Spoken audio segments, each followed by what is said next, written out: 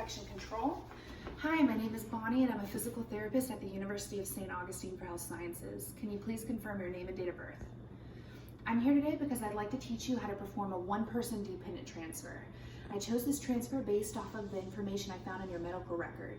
The medical record revealed that your physical therapist had performed an initial evaluation and that you have some lower extremity weakness. So this transfer is going to be very safe and effective for you to be able to work with your caregiver to get out of your chair and into your bed.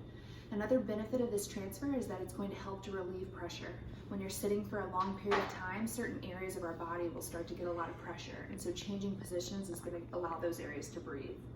Whenever we do the transfer, sometimes you might have some discomfort, you might have a little bit of dizziness, and so those are things to consider. If you do not want to perform the transfer, we can do some seated chair exercises, work on your leg strength in the seated position, but I do think that the transfer is going to be the best for you. It's going to help to meet your goals and again help with those pressure areas. So do you have any questions for me, any concerns? And could you please give me your permission and consent to continue? After I have that consent, I want to make sure that I am setting up my environment. So I'm scanning to remove any clutter. I'm going to lock the surface that I want to transfer my patient to and check it. I want to move my wheelchair as close to that surface as possible, lock the brakes, and then also recognize that the caster wheels can help to widen the base of support when they're anterior or lateral, so I want to make sure I adjust them. Any contact, I'm going to do infection control.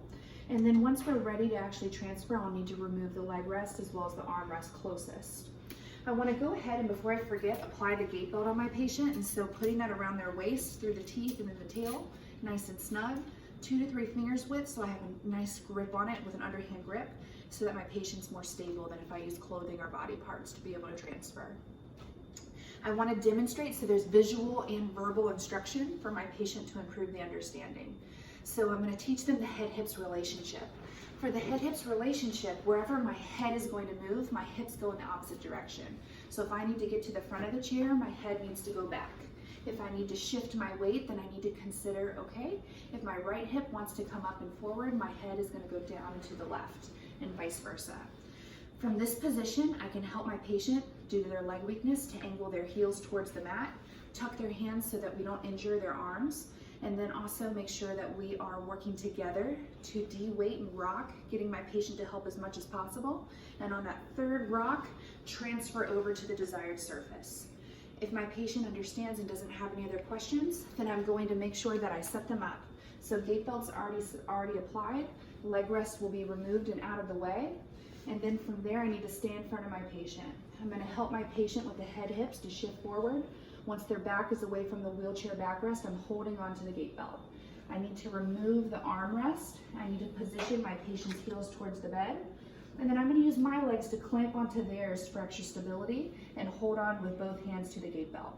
My patient's shoulder is going to be towards my sternum because that's the method that I choose and prefer. And then I'll do 3 rocks, de-weighting a little more each time, building that momentum. And on the third, transferring my patient. From here, I can use the head hips again to scoot my patient back, and then lower down the bed if needed to be able to have their feet flat on the floor. Give my patient the call bell, ask for any other additional questions or concerns, and then from there, our treatment of the one-person dependent transfer will be completed.